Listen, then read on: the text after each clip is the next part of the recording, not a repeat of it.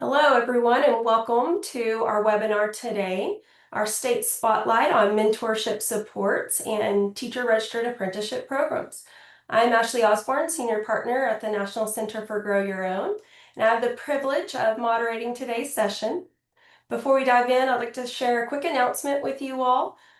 We really appreciate everyone's support and the attendance at the webinars, and we'd like to announce another webinar that you may want to join as well.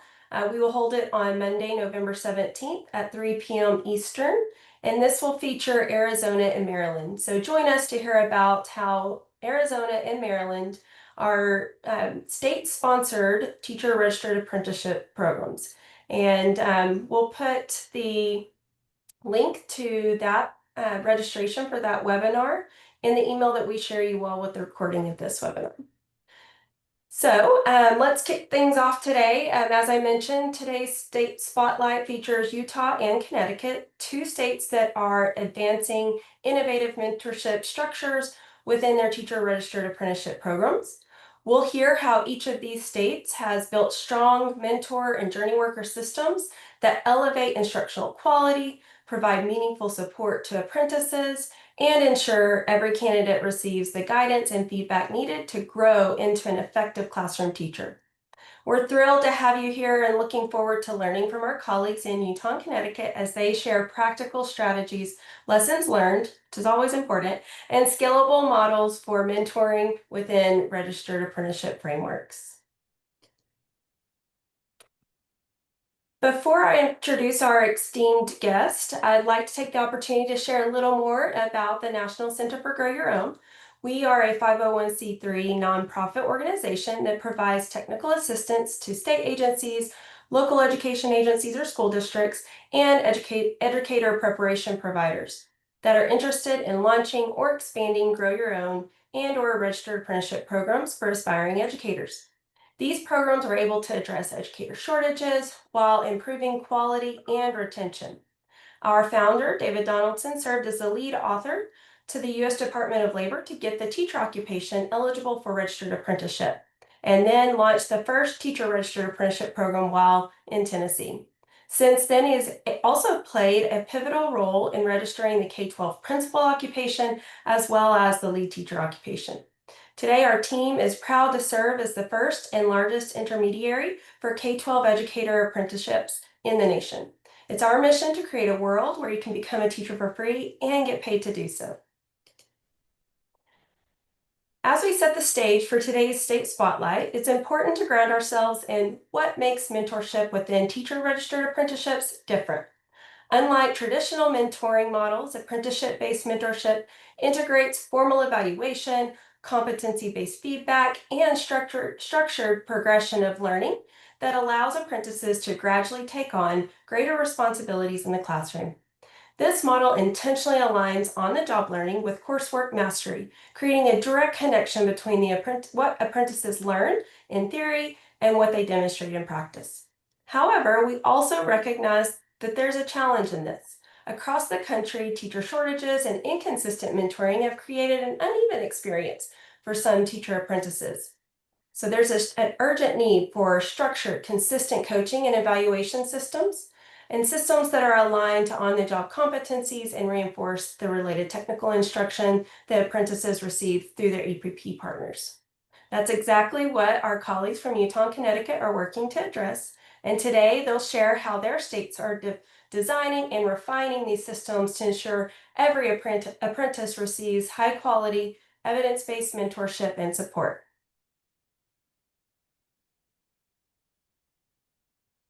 So let's take a look what you can expect from today's session. First, we'll gain some insight into the structured mentorship models being implemented by the Utah State Board of Education and the Connecticut State Department of Education.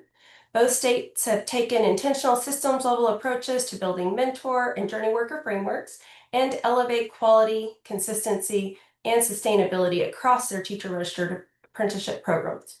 Next, we'll take a moment to allow you to kind of reflect on your own systems and think of the structures that are already in place to support mentors and what opportunities are out there to strengthen your alignment, ensure that consistency and the overall quality. Also, at the end of the session, we will share the email addresses of our presenters. So if you have any follow-up questions, I'm sure they would be happy to help support you in your rollout of mentorship within teacher-registered apprenticeship programs. So let's get started. Now I'm thrilled to introduce our first presenter, Christina Guevara, Apprenticeship Educational Specialist with the Utah State Board of Education. Christina has been instrumental in leading Utah's efforts to design and implement high-quality teacher-registered apprenticeship programs, with a strong emphasis on building sustainable mentorship and journey worker systems. So Christina, with that, I'm going to pass it over to you. Thank you so much. I'm excited to be here today to share kind of our journey and the development of what we've designed for our journey worker supports. It's been quite a task, and so I again love to share the lessons learned. With the Utah Registered Apprenticeship Program for teachers, we are a competency-based program. And so in its inception, what we really looked to was really connecting with those states that were leading out the work ahead of Utah. Our program has been registering apprentices since March of 2025. And so prior to that, I had the privilege of meeting directly with states representatives who are running their programs, namely North Dakota, Nevada, and Oregon. And it's with their guidance and sharing those best practices that we've been able to create a model that really supports and represents the educator preparation pathway of apprenticeship here in Utah. The steps that we took when it came to supporting our journey workers was really looking at what is their perspective, making sure that we never lost sight of the ask that we have given to our journey workers. In Utah, our apprentices do not serve as the teacher of record, and so the journey worker remains in that space. And so as we continue to design and refine our supports and our practices, we wanted to really make sure we continued to be so connected to the responsibilities of the journey worker, not just with their role and their support of their apprentices, but also the responsibilities they held as a teacher of record for other students within their classroom. So we'll cover a few different points today, kind of taking you through our thought process and what the design of our mentorship support looks like for our apprentices. We'll go ahead and begin with that level setting. It was very important for us to define what is a journey worker. There are very clear differences between the individual who supports a teacher candidate in a registered apprenticeship program versus someone who serves in the role of a mentor or a coach as defined by Utah code. And then also clear differences between an individual who serves in that more traditional cooperating teacher role. So what we really looked at was what were the current models out there? What were those expectations of a mentor coach that we knew very much a journey worker was going to continue to adopt and provide that very specific support? So there was a lot of conversation even in refining the name of our journey worker. As we launched our program, we actually referred to them as mentor journey worker teachers. And with that title of mentor in there, we saw a lot of referring back to that more traditional role of a mentor and a coach in Utah. In our state code, it does identify that an instructional coach or a teacher mentor do not serve in that evaluative space for an apprentice, which we know is a hallmark of a registered apprenticeship. So we took that step to make that pivot and change the title and offer some clarity, really emphasizing the best practices of supporting educator development as we defined the different components of a journey worker, but really building in some very explicit requirements that were unique to our registered apprenticeship, namely the qualifications. Certainly, we want these professionals who've had proven experience in the classroom, effective practices, and really serving in that leadership role within their schools. One big difference between our program and the other pathways within our state is that in order to serve as a journey worker for an apprentice, we do actually require that there is an endorsement in place, and that's either as an instructional coach, as a teacher mentor, or as our newly developed journey worker endorsement. And what we found is that making that an expectation, allowing that to be one of those learning experiences that we know a journey worker was going to bring to that mentorship and coaching, was going to set them up to not only do so well with those mentoring and coaching cycles, but really support an adult learner, which is quite different than supporting a student. Other responsibilities, as I mentioned, that were different is our journey workers do evaluate the competency of their apprentices. Again, we really made sure that we were elevating the apprenticeship framework as a workforce development strategy and assuming that model as we brought it together with educator preparation. Um, and then as far as really looking at the supports that we offer to our apprentices versus a teacher who a mentor or a coach would support. Typically, that's someone who's a brand new teacher in service, whereas a cooperating teacher is helping an individual in a more traditional clinical experience. We know that a journey worker and an apprentice with our program are going to spend a minimum of 1 year together. So we really are leaning into the idea of there's a gradual sharing of responsibility. And we dig into that a little bit with our next visual. With that gradual sharing of responsibility, we're looking at the duration of the apprenticeship program. So assuming anywhere from a 1 to a 3 year apprenticeship, we're looking at those individual apprentices to grow their skills and make their way through the different apprentice levels that we've identified. And with that, we've taken our general teacher preparation competencies, a required competency demonstration for all of our participants, and we group them into 4 different sets of competencies and really kind of focus on what are those skills we felt were primarily needed to be the foundation set in order to build upon all of the other skills. So for example, those professional and ethical practices, but also having the ability to be a reflective educator, to really be able to engage with your journey worker and have that back and forth conversation, knowing that that skill is so necessary as we move deeper into the instructional practices of developing lessons, providing instruction, and so on. Um, so the next step that we took in our process was, okay, we figured out our perspective. Now it's like, what is that experience for an individual? So you're the journey worker. Now what? And that became a question that we definitely kind of continued to tighten up the response for that. So on the next slide, we outline what that onboarding looks like. So when we receive notification that someone has been selected as a journey worker, we invite them into the program with a welcome email. Has a lot of really basic information about what the registered apprenticeship is. We've come to find that our journey workers kind of have a range of invitation into the program. And so we wanted to make sure that they felt very comfortable in what they were accepting on as their responsibility.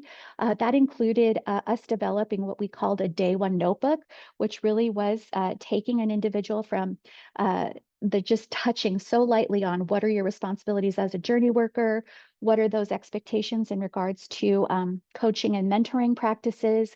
We discussed safety and harassment within a registered apprenticeship program, and really doing it on the smallest level because we do go more in depth into that when they jump into their formal orientation training. We introduce them to our Canvas course, which is our resource hub. We allow them to access resources and submit documents there. And really want to make sure that we have a very clear step-by-step to-do list as they onboard. And 2 of those required trainings that we have are that orientation training that takes them through the full gamut of their responsibilities, as well as training on our competency evaluation to make sure that our journey workers are fully comfortable with what are those skills they're helping their apprentices to develop, and what is the expectation in helping us to document the development of that skill over the duration of the apprenticeship program. And then certainly rounding out those supports with just ongoing opportunities to make sure that we were customizing those connections for the individual journey workers. We have some that are very much comfortable and committed to completing time with us in our community of practice. We have once a month meetings, which I'll discuss a little bit later. We have office hours, opportunities for one-on-one support, and we even have on kind of real-time ready professional development available. We've had a couple LEAs already reach out and say, okay, I have my team of journey workers. Can you just train us all at once? So really want to make sure we're being so responsive to the field and what their needs and what their limitations are. For our 2 trainings, we do have a 30-minute journey worker teacher orientation training that really covers, as I mentioned, the responsibilities of the journey worker, but also how to support that skill development, talking about safety and accessibility, really giving them that higher level explainer of what is a registered apprenticeship and how are we meeting those expectations here in Utah. And then when it comes to the competency evaluation, this really is so tied to our general teacher preparation competencies that are adopted by all of the educator preparation programs in our state. And the way they evaluate those is using the student teacher evaluation rubric.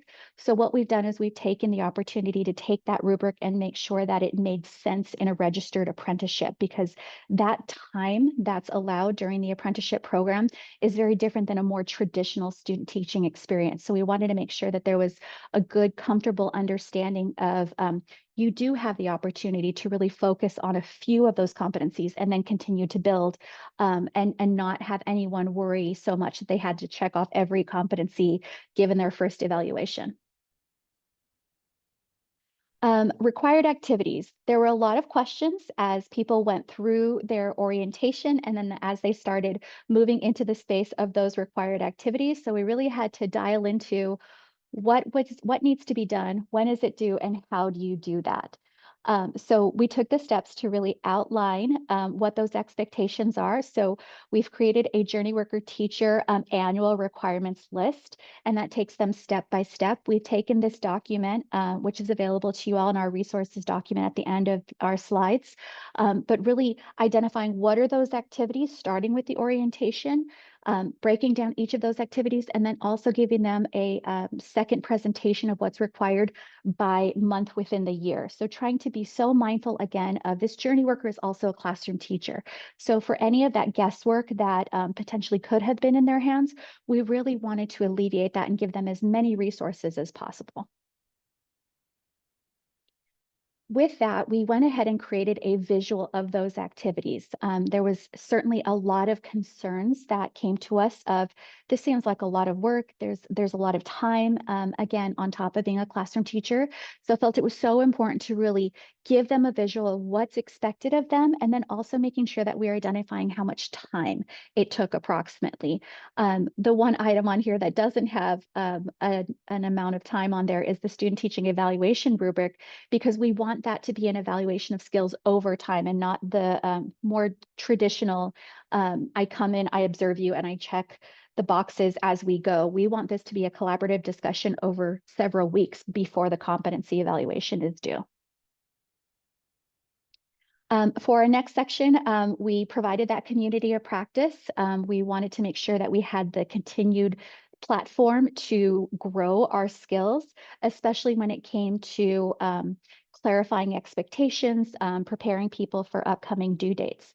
So with our community of practice, we really outlined some different expectations for that hour-long meeting. It's an optional drop-in meeting. Any journey worker is invited to participate.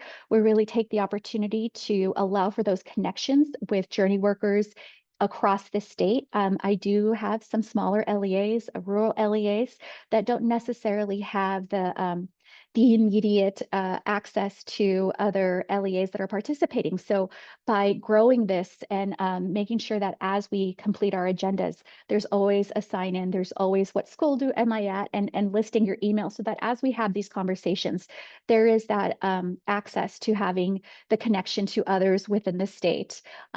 We always solicit feedback and make those adjustments. We allow for open conversation, just what are your questions? Let's dig in deeper. I try to always offer a compact learning session where we take kind of some of the feedback that we've received via email, different communications, and highlight some information. So whether that's how do I submit a time log? How do I support my apprentice with documenting their experiences? Whatever that item may be, we take a little bit of a deeper dive And certainly as I think we've had probably 4 of these community practice meetings at this point, we're evolving. We're listening to what that feedback is, and there's always a running agenda. So there's always access to previous meetings. And then certainly after our meetings, we send out a recap email, just really allowing for those who aren't able to access that community of practice as a resource to still engage with the information. And then lastly, what we have is, as we did solicit that feedback, we really experienced an evolution of communication.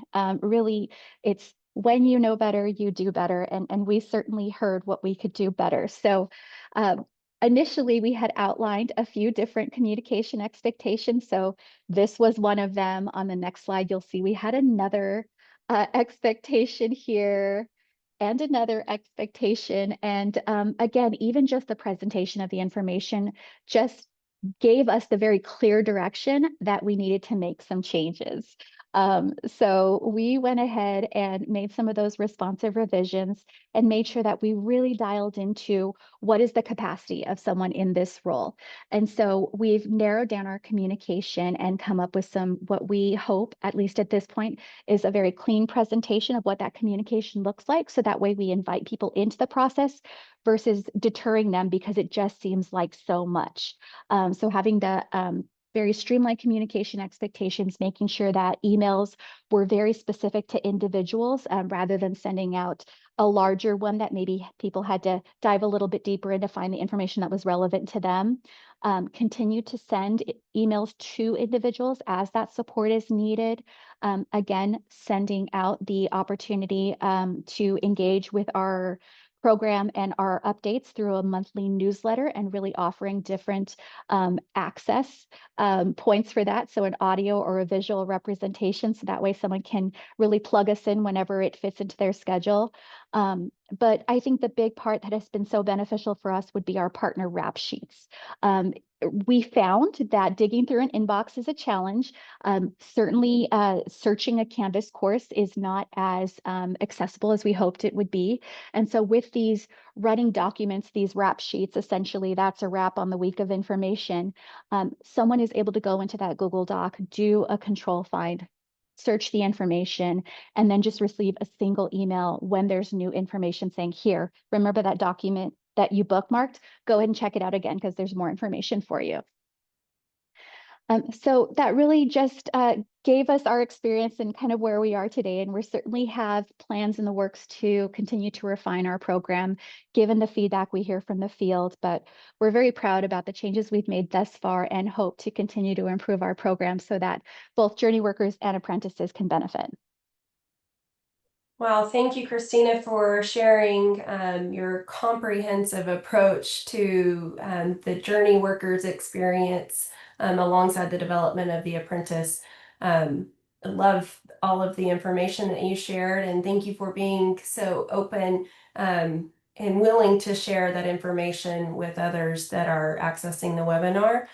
Really appreciate that. I have one kind of follow-up question before we welcome our Connecticut presenters today. Mhm. What would you say is the first thing that a district or a state would need to do to kind of get started on this journey? I know everyone is at a different place with mentorship implementation, and some folks are just kind of beginning. Some folks are sort of in the place maybe you are, where you're iterating on your processes. But if there were no foundation set, what would you say is a good first place to begin? So that there's the intentional steps taken to avoid those pitfalls as far as confusion of language, is I would recommend taking a look at what does educator preparation support look like right now, as far as what does mentorship and coaching look like, and identify where does your registered apprenticeship fit. For some programs, it might be very simple and a copy paste and it flows very well and it's a good, equal process. For us, we definitely had to make those adjustments, particularly when it came to conducting the evaluations and really offering those explanations that we were borrowing those practices from a registered apprenticeship framework, which is different than our traditional educator preparation programs. So I would say first do kind of that landscape analysis of who are the people who are supporting those educators? How are their roles defined? And do we need to clearly define what's going to happen within our registered apprenticeship, or are we able to assume the similar roles and definitions? Awesome. So kind of like a crosswalk of sorts, and Mhm. then filling holes or gaps or exchanging where appropriate. Yes. Awesome. Well, thank you so much. Like I said, we really appreciate it. This is a wealth of knowledge, and just thank you so much for sharing. We're going to shift now and welcome our friends from the Connecticut State Department of Education. So, welcome Dr. Jessica Casio and Ashley Wright, Associate Education Consultants with the Connecticut State Department of Education. Dr. Ocasio and Ms. Wright have been leading Connecticut's groundbreaking work in teacher-registered apprenticeships, particularly around building structured mentorship systems that ensure every apprentice receives consistent, high-quality coaching and support. So with that, I'd love to welcome Dr. Ocasio and Ms. Wright. Thank you so much, Ashley, for letting us highlight our program. Today, we are going to share our Connecticut Teacher Registered Apprenticeship Program, or TRAP. This presentation will provide an overview of how we've evolved from traditional student teaching to teacher apprenticeships. TRAP is paid, focuses on growth over evaluation, and creates true partnerships between schools and universities.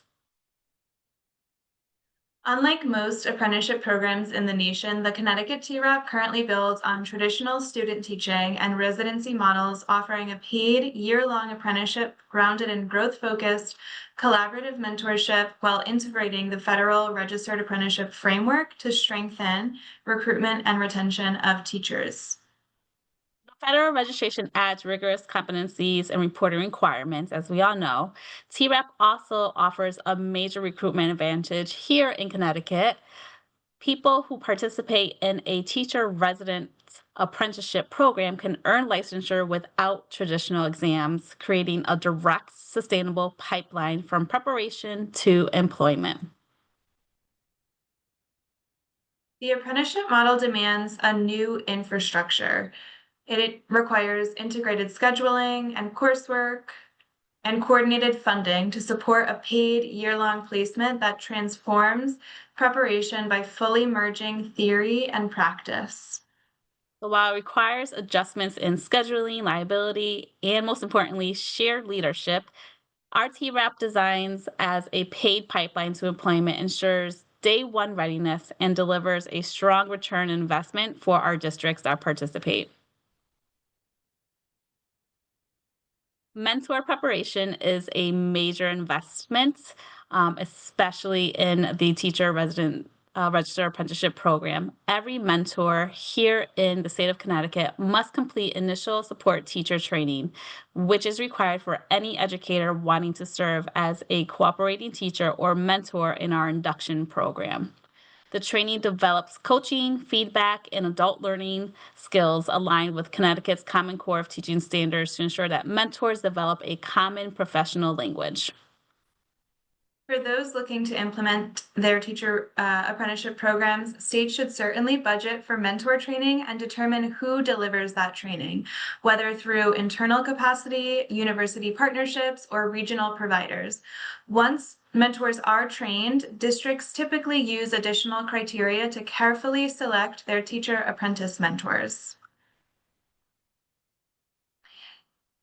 This comparison slide highlights the infrastructure required to implement teacher residency registered apprenticeship programs. The time commitment expands from one semester to a full year, requiring mentors who can commit long-term and be compensated accordingly. Full year mentoring allows for trust, reflection, and growth, but it also calls for new selection criteria. The mentor's role shifts from evaluator to master craftsperson. They become developers who ensure apprentices are ready rather than deciding if they're ready. Compensation and recognition are non-negotiable in our program. Mentors must be paid and acknowledged for their experience, or the model won't sustain. In practice, this shift transforms mentoring into a collaborative, developmental relationship. Our team rep mentors co-plan, co-teach, and gradually release responsibility, working alongside their apprentices who are not teachers of record, rather than just focusing on evaluating them. To support this, summative evaluation is separated from directly being a mentor responsibility. Preparation programs will handle the key assessments while mentors focus on growth and documentation based upon the competencies. Finally, mentor recruitment and retention must be continuous. So identifying, training, and compensating skilled mentors in order to maintain quality and to scale over time. Connecticut's mentorship is structured around our Common Core of Teaching rubric, the CCT rubric for effective teaching. And this rubric has 4 domains, including classroom environment, student engagement and commitment to learning, planning for active learning, instruction for active learning, and professional responsibilities and teacher leadership. The mentor's role is to guide and model practices across these domains, support reflection and goal setting using rubric language, and providing specific, measurable feedback for on-the-job skill development. And for states implementing similar programs, you want to anchor your apprenticeship to your state's teaching standards. The registered apprenticeship framework requires competency-based progression, so you'll need clear competencies tied to evidence. We use our state rubric, but you would use whatever teaching standards or framework your state has adopted.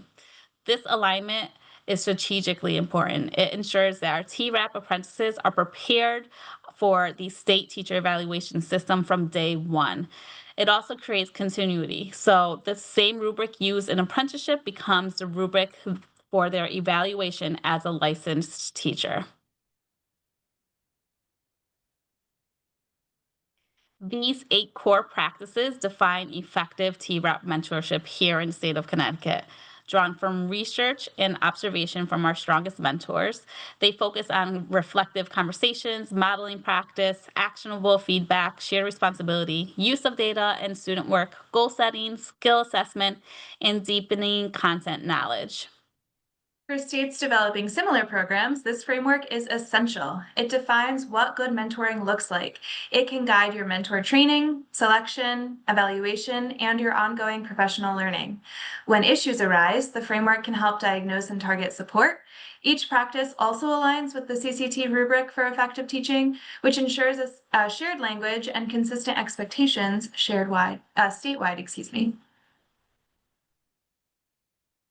In order for us to manage documentation more effectively and efficiently, we developed the TRAP dashboard. It's a centralized platform that streamlines workflows and consolidates all program data.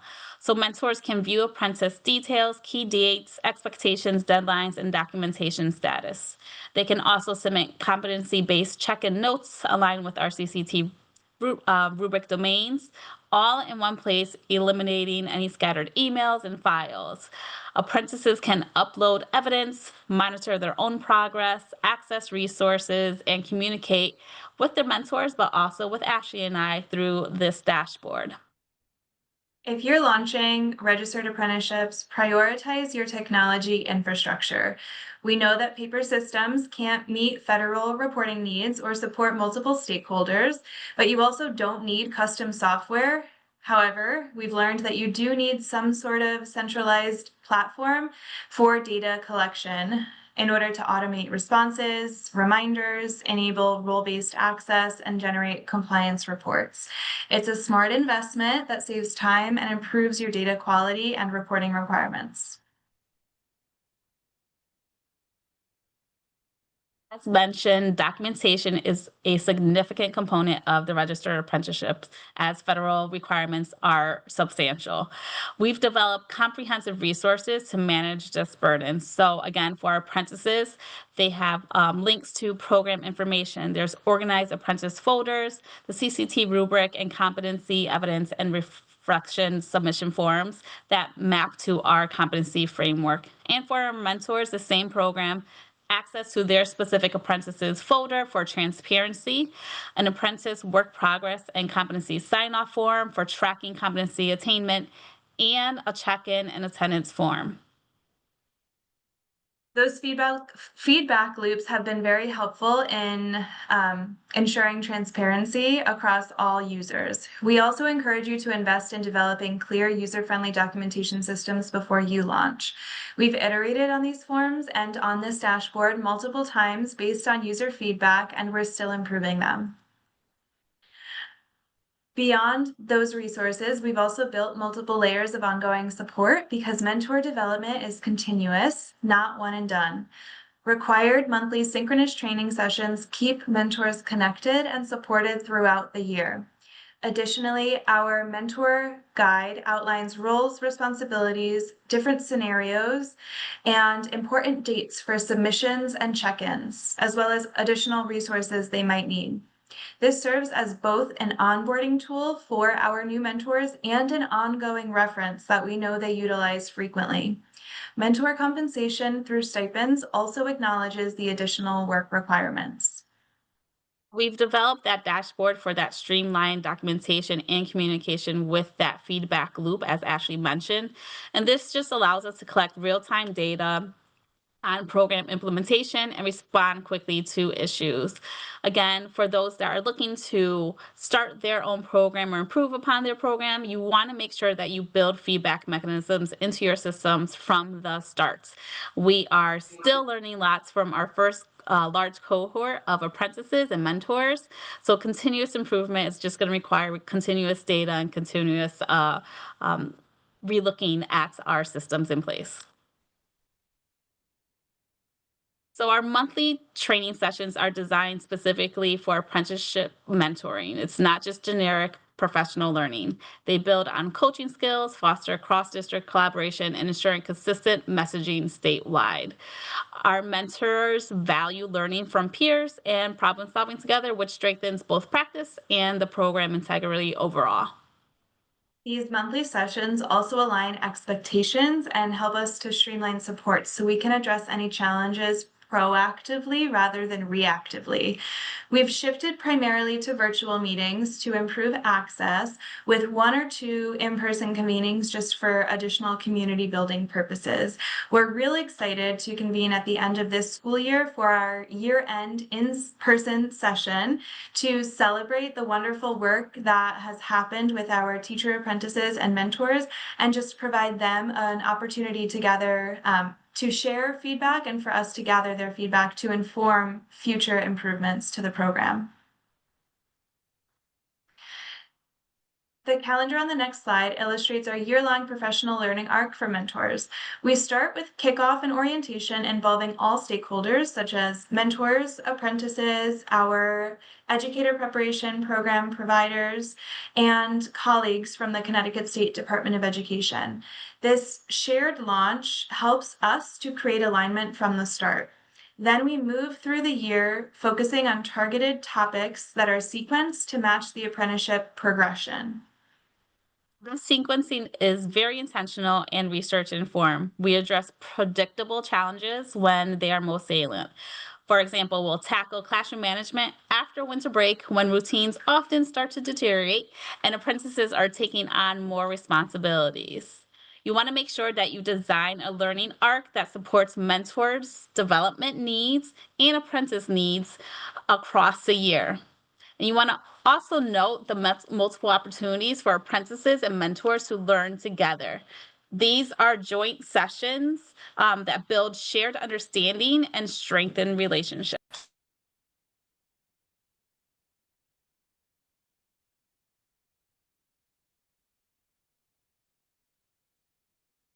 Let's be explicit about what we ask of our TRAP mentors.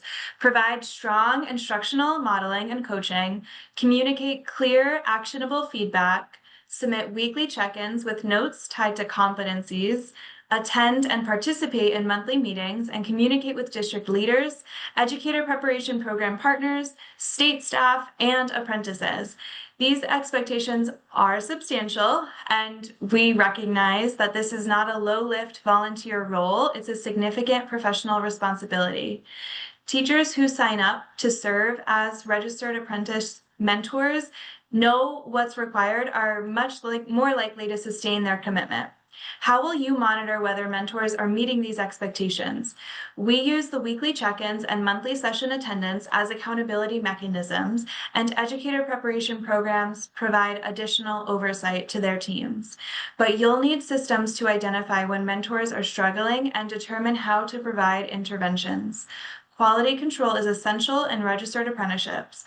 The federal framework requires it, but more importantly, inconsistent mentor quality creates inequitable apprentice experiences and undermines the program's credibility.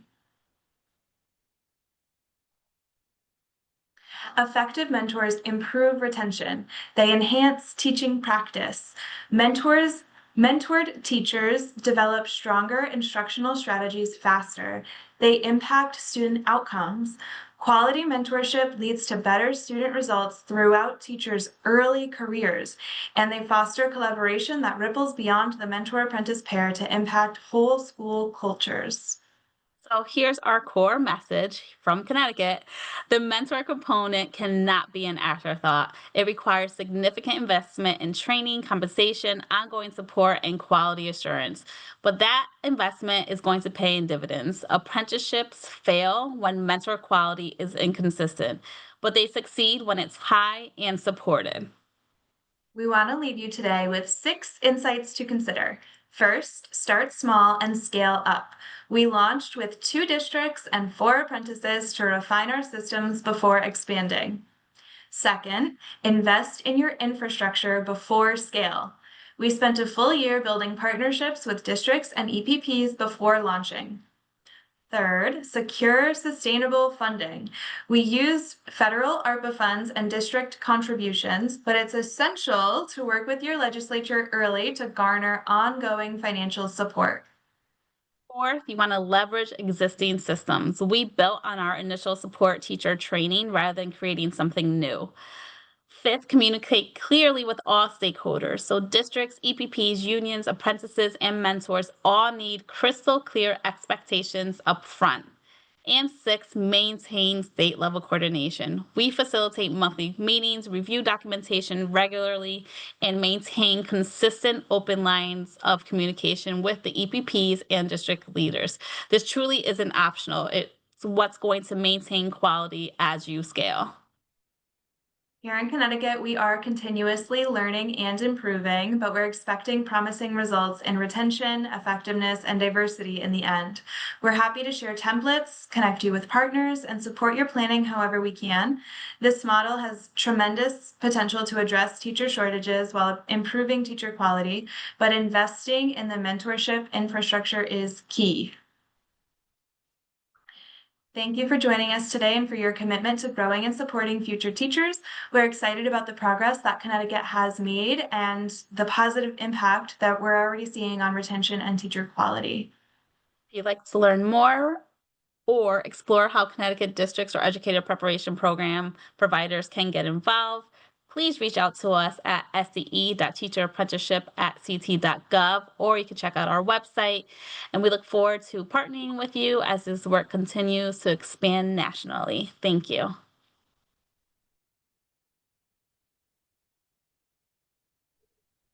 Wow, thank you for sharing, Jessica and Ashley. It was, again, just a really comprehensive approach to the mentorship program. And one thing that I heard you say is that the investment that you make before you scale is critical. Those lessons learned are critical. And so one question I would have to follow up, and for either of you ladies, what was one of the kind of biggest takeaways or lessons learned that you that you learned early on that sort of allowed you to kind of scale at the pace at which you wanted to? I think it's goes all around to the messaging and just having clear language as to what the apprenticeship program is. As we mentioned, our apprenticeship program is not a traditional apprenticeship program. We are pulling from students who are in their senior year of their educator preparation program or in teacher residency programs. So making sure that whatever messaging we are putting out there was clear, very concise and direct as to what the expectations are for all stakeholders, EPPs, mentors, district level, and apprentices right up front is important because it can cause confusion. So we want to make sure that we're very clear as to what the apprenticeship program is and how it differs from a traditional student teaching or residency model. Ashley? That's great, Jessica. Thank you. I would also say don't underestimate your internal capacity, especially around all of the different platforms that you might be exploring. When we were looking for additional dashboards that would support us with the data collection and reporting requirements, we looked at a ton of different options, and Jessica, who is as persistent as they get, said, why can't we just do it ourselves? And so she spent a lot of time learning how to code and essentially built our own Connecticut TRAP dashboard in SharePoint, and it's been a wonderful resource that is accessible, that is continuing to be used and has allowed us to see those feedback loops in real time. That's awesome. So it sounds like that dashboard is almost like a one-stop shop for your mentors to communicate with you all on how it's going, to share how their apprentices are progressing. So yeah, that's really great that you were able to build that out, Jessica. I can imagine that that would be simple. So kudos to you for that. I'm curious if the use of that platform, if you feel like it has reduced the workload of the mentor within the apprenticeship. Wouldn't necessarily say reduce, but it makes it easier for them to access and to submit things because they still have the same amount of reporting that they would have to do in the apprenticeship program, but it just streamlines everything and makes it much more easier for them to complete the reporting or any check-in submissions that they have to complete. So it's all one-stop shop, as Ashley mentioned. So once they submit something, there is immediately an email sent to their apprentice, to Ashley and I, so we can see everything happening in real time, and then everything gets saved right into the apprentices folders. So everything is just happening immediately, and just making it a lot more efficient for the mentors and the apprentices. That's great. Efficiency is key, right? After this webinar, you may have some folks reach out to you and curious on how you built that and all of the components of your SharePoint dashboard. So I'm actually going to shift some questioning over to Christina. Christina, you mentioned that your journey workers have that evaluative role, and that was different than your mentors or your clinical teacher supervisors. So curious if what was that discussion like between yourself and your journey workers about the difficulty it is to evaluate an apprentice, and what sort of systems did you put into place to set them up for success in that evaluation? Yeah, thank you for that question. I think it became a matter of really emphasizing the importance of the competency evaluation in being a method of tracking skill development rather than a traditional evaluation. And I think when we started to really kind of shift that mindset and that this is a collaborative representation of both the journey worker and the apprentice giving input as to how are their skills developing. This really sets them up for identifying what are the next set of skills they're ready to learn and demonstrate. I think we were able to successfully come to that expectation that this wasn't a traditional evaluation. We weren't really looking for someone to schedule a time to have, an evaluator come and observe them, but rather this is the person they're working with every day. This is the person who is able to give them that feedback, help them refine the skill. And so I think as we continue to really expand the idea of the competency evaluation truly is just a tracking of skill development versus this is kind of more of that traditional observation evaluation. I feel like that really helped to open up discussions, but really a very significant key was us changing the title of that role and removing mentor, because that immediately offered that clarity and that understanding of this was a different role. And then continuing to refer back to the apprenticeship framework as a workforce development strategy.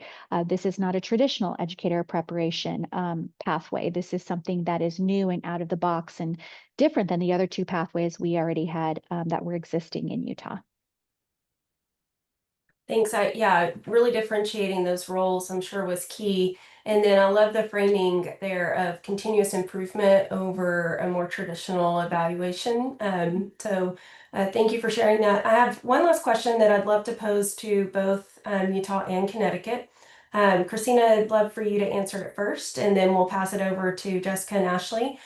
So we've talked a lot about the development of the apprentice skills, and we've talked about the professional learning that mentors need in order to be set up for success.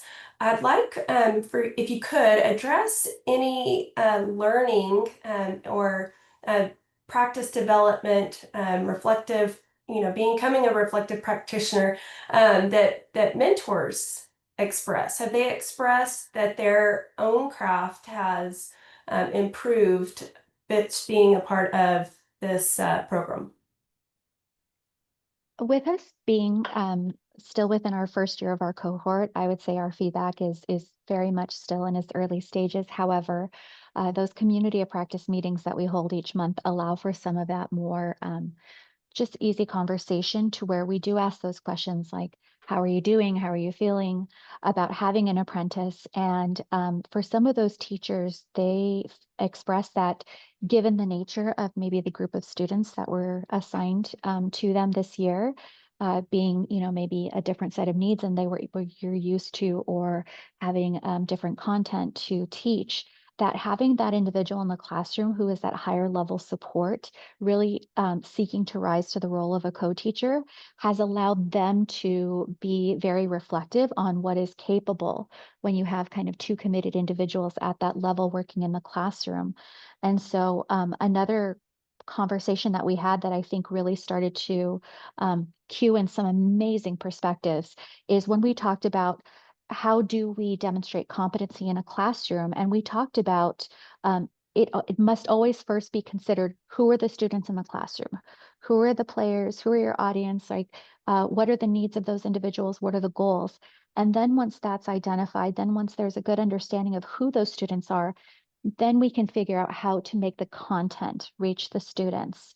And as we really discussed that, we then as a group took a single competency and said, okay, given the students you work with and the classroom you run, how would this competency be demonstrated in your classroom? So we do some of that, like almost like role-playing discussion, and allowing them to sort of try on what does it look like to figure out how competency in this classroom with these students looks like, and then they're able to then go back and support their apprentices given their setting and their student roster.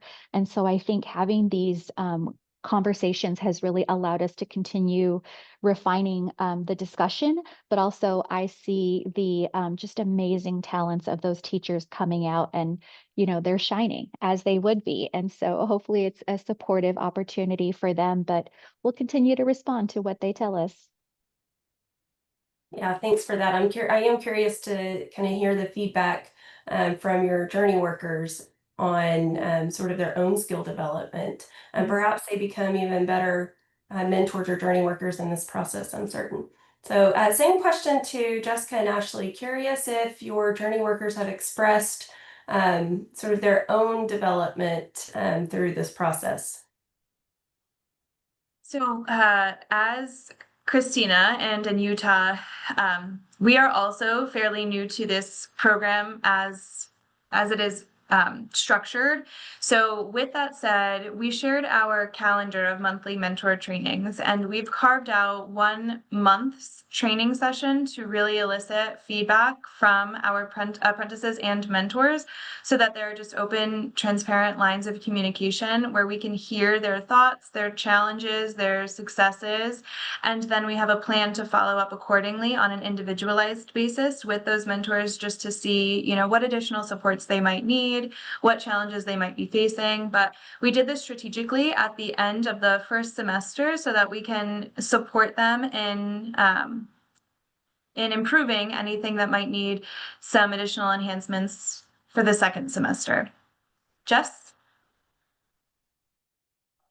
So we're hoping, and we've seen in the few sessions that we've had the past 2 months with our mentors and apprentices, we haven't gotten specific feedback. However, it has allowed for opportunities for them to discuss. So we have lots of breakout sessions where they're able to have these communication time with other mentors or apprentices. So that way they can share best practices that's working for them in their apprenticeship mentor relationship. So we're hoping to gather that information, as Ashley said, soon. December is the end of the semester, so hopefully we'll get some feedback into that. But Ashley and I are truly just, when we say open lines of communications, we truly are. So whether it's the EPPs or district level personnel or the mentors or apprentices, if people reach out to us or have questions, suggestions, we look at it and we're like, yeah, that's a great idea. We didn't think about that. Let's see how we can add that to the way we have our structures now to make it even better. So we are truly just looking forward to making the program as best as possible and making it a program that is going to be easy to use, I guess you could say, user friendly for all those that are participating in it. I love that. And it sounds like a common thread between both the Connecticut program and the structures that Utah put into place is that open line of communication, is the ability for mentors or journey workers to learn from one another and develop their skills in that way through the community of practice that you all have. So yeah, definitely something that as folks are watching this webinar, and they're thinking about structures that they would like to implement within their own mentorship program. Sounds like that is absolutely one that is key, as those open lines of communication, ensuring that your mentors or journey workers have the opportunity to come to communities of practice and learn from one another. So thank you all for sharing that. This has been a wealth of knowledge. I've gained so much from listening to both states present today. Thank you again to our incredible presenters for sharing their insights and expertise today. We thank all of you for watching this webinar. And this is an important conversation that I think is definitely trending across the nation as teacher registered apprenticeships ramp up. So will the need for mentorship supports. So this is absolutely timely, and I hope that everyone that listens to this webinar today got more than just a nugget that they can take back and implement within their own program. Thank you all for joining us. We appreciate it. If you would like to learn more, we will share out the contact information for our presenters, so you can reach out to them and gather more information. We appreciate you so much. Take care.